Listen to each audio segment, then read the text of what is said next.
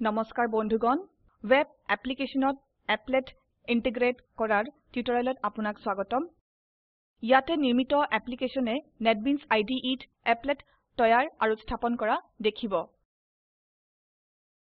NetBeans প্ৰথমবাৰ ব্যৱহাৰ কৰা সকলে নিম্ন টিউটোৰিয়েল চাওক IDE ইয়াৰ সৈতে আৰম্ভ কৰিবলৈ ইন্ট্ৰোডাকচন টু নেটবিনছ লগতে IDE ইয়াৰ সৈতে সুপৰিচয় হবলে নেটবিনছ IDEত ডেভেলপিং ৱেব এপ্লিকেশ্যনছ আৰু ডিজাইনিং GUIs ইয়াৰ টিউটোৰিয়েলো চাওক উপৰোক্ত সকলো টিউটোৰিয়েল স্পোকেন টিউটোৰিয়েল ৱেবসাইটত দেখা পাব এইটো প্ৰদৰ্শন কৰিবলৈ ব্যৱহাৰ কৰিছো লিনাক্স অপাৰেটিং সিস্টেম উবুন্টু ভাৰ্সন 1104 আৰু নেটবিনছ IDE ভাৰ্সন 711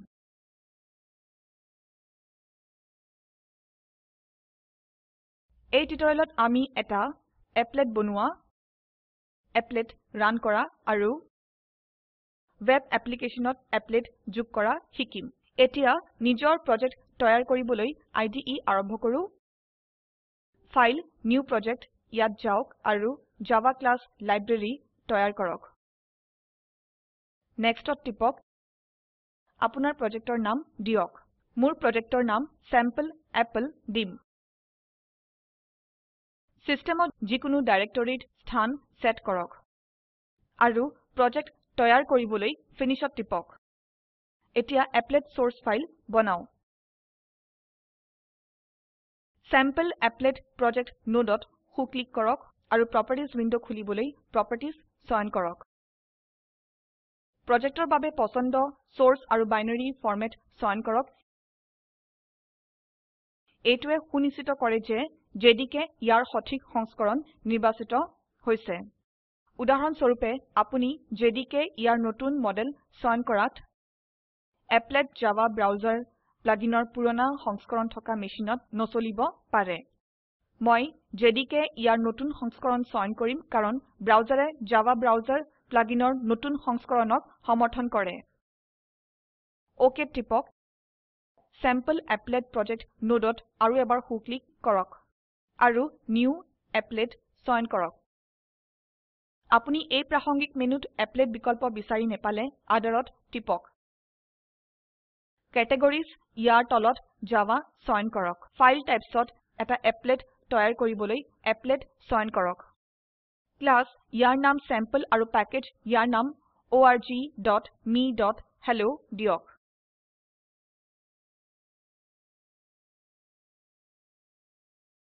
ফিনিশত টিপক IDE নিৰ্দিষ্ট প্যাকেজত এপ্লেট সোৰ্স ফাইল বনাই এইটোক চাবলৈ প্ৰজেক্ট উইন্ডোত সোৰ্স প্যাকেজ নোড বিস্তৃত কৰিবলৈ পাৰে এপ্লেট সোৰ্স ফাইল সোৰ্স এডিটৰত খুলে এতিয়া এপ্লেট ক্লাছ সংজ্ঞায়িত কৰো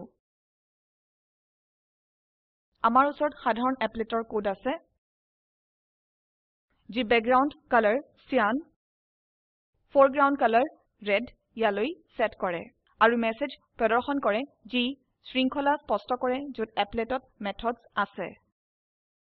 অৰ্থাৎ init মেথড start মেথড আৰু paint মেথড কল কৰে যত এপ্লেট আৰম্ভ হয় মই মোৰ ক্লিপবোৰ্ডত সম্পূৰ্ণ কোড কপি কৰিম আৰু IDEত উপস্থিত কোডত পেষ্ট কৰিম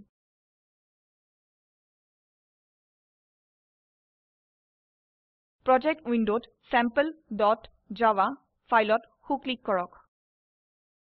কনটেক্সচুৱেল মেনুৰ পৰা ৰান ফাইল চয়ন কৰক এপ্লেট সন্নিহিত কৰাৰ সৈতে sample.html লঞ্চাৰ ফাইল বিল্ড ফোল্ডাৰত তৈয়াৰ হয় এইটোৱে যি ফাইলছ উইন্ডোত দেখিব পাৰে sample.html ফাইল এপ্লেট স্ক্ৰিনত মেসেজ প্ৰদৰ্শনৰ সৈতে এপ্লেট ভিউৱাৰো লঞ্চ হয় মই এপ্লেট ভিউৱাৰ বন্ধ কৰো তাৰ পিছত ৱেব এপ্লিকেশনত এপ্লেট চালু কৰো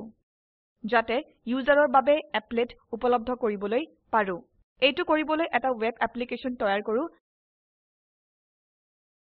কেটেগৰিজত জাভা ৱেব আৰু প্ৰজেক্টছত ৱেব এপ্লিকেশন চয়ন কৰক নেক্সটত টিপক আমি প্ৰজেক্টক হেল্ল চেম্পল এপ্লেট নাম দিও আৰু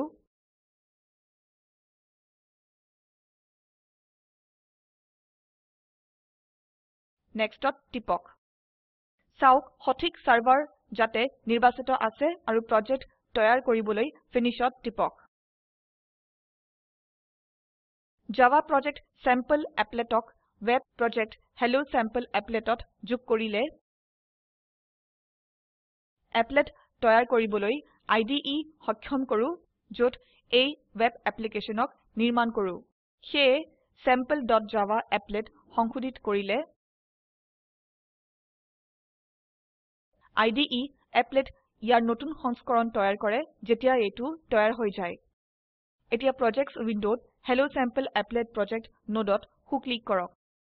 আৰু propertiesত টিপক আমাৰ applet java projectত আছে jar ফাইল জুৰিবলৈ উইন্ডোৰ বাওফালে মেনুৰ পৰা পেকেজিং বিকল্প চয়ন কৰক এড projectত টিপক আৰু java project চয়ন কৰক যত applet ক্লাস আছে এই ক্ষেত্ৰত এটোৱে sample applet add project jar filesত টিপক jar file applet source fileৰ সৈতে এতিয়া টেবুলত তালিকাভুক্ত OK টিপক projects windowত হু ক্লিক কৰি আৰু clean and build বিকল্প চয়ন কৰক এতিয়া hello sample applet project তৈয়াৰ কৰক এই project তৈয়াৰ হলে applets jar file মূল sample applet projectত তৈয়াৰ হয় files windowত যাওক build আৰু web folderত hello sample applet project node প্ৰদৰ্শন কৰক আপুনি দেখিব পাৰে যে jar file জুৰা গৈছে appletক html ফাইলত যোগ কৰক project windowত উভতি যাওক hello sample applet project নোডত হু ক্লিক কৰক new আৰু তাৰপিছত html ফাইল বিকল্প চয়ন কৰক আপুনি এই প্ৰাসংগিক মেনুত html বিকল্প নাপালে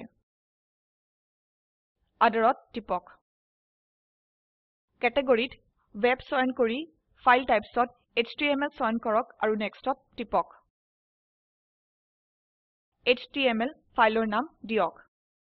মই ফাইলক myapplet নাম দিও আৰু Finishত টিপিম পিছৰ ধাপ হল myapplet.html ফাইলত বডি টেক্সটৰ মাজত applet ট্যাগ লিখা ইয়াত applet কোড আছে মই এটোক মোৰ ক্লিপবোৰ্ডত কপি কৰি আৰু html ফাইলত বডি টেক্সটৰ মাজত পেস্ট কৰো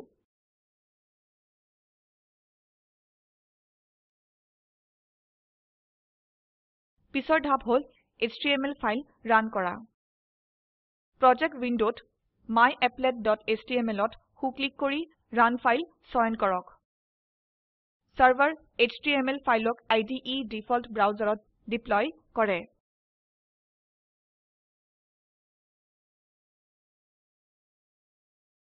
এতিয়া সাৰ্ভাৰ html ফাইলক IDE ডিফল্ট ব্ৰাউজাৰত ডিপ্লয় কৰে আপুনি স্ক্ৰিনত প্ৰদৰ্শিত মেছেজ দেখিব পাৰে এতিয়া নিৰ্দেশিত কাম এতিয়া IDEত আৰু এটা সহজ banner applet তৈয়াৰ কৰক যত applete applet windowত মেছেজ স্ক্ৰোল কৰে applet web applicationত যোগ কৰক web projectত jar files যোগ কৰক আৰু অৱশেষত html ফাইল তৈয়াৰ কৰি ৰান কৰক মই মোৰ ঘুৰণি banner applet তৈয়াৰ কৰিছো আমি project খুলি আৰু ৰান কৰো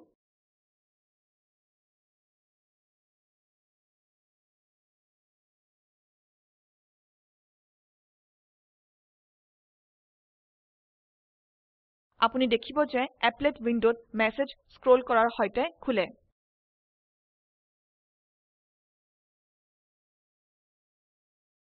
স্ক্ৰিনত প্ৰদৰ্শিত লিংকত উপলব্ধ ভিডিঅটো চাওক এইটোৱে প্ৰকল্পক সাৰংক্ষেপে বুজায় ভাল বেণ্ডৱিডথ নাথাকিলে ভিডিঅটো ডাউনলোড কৰি চাওক স্পোকেন টিউটৰিয়েল প্ৰকল্প দলে কৰ্মশালাৰ আয়োজন কৰে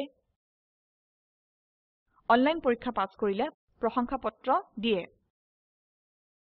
বিস্তাৰিত তথ্যৰ বাবে contact@spoken-tutorial.org ত ইমেইল কৰক স্পোকেন টিউটোৰিয়েল প্ৰকল্প টক টু এ টিচাৰ প্ৰকল্পৰ অংশবিশেষ এইটোৱে ভাৰত চৰকাৰৰ আইচিটি এমএচআৰডিৰ জাতীয় শিক্ষা মিছনৰ দ্বাৰা সমৰ্থিত এই বিষয়ত বিস্তাৰিত তথ্য এই লিংকত প্ৰাপ্তিসাধ্য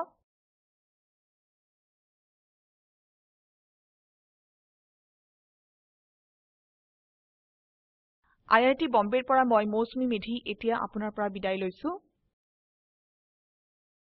অংশগ্ৰহণৰ বাবে ধন্যবাদ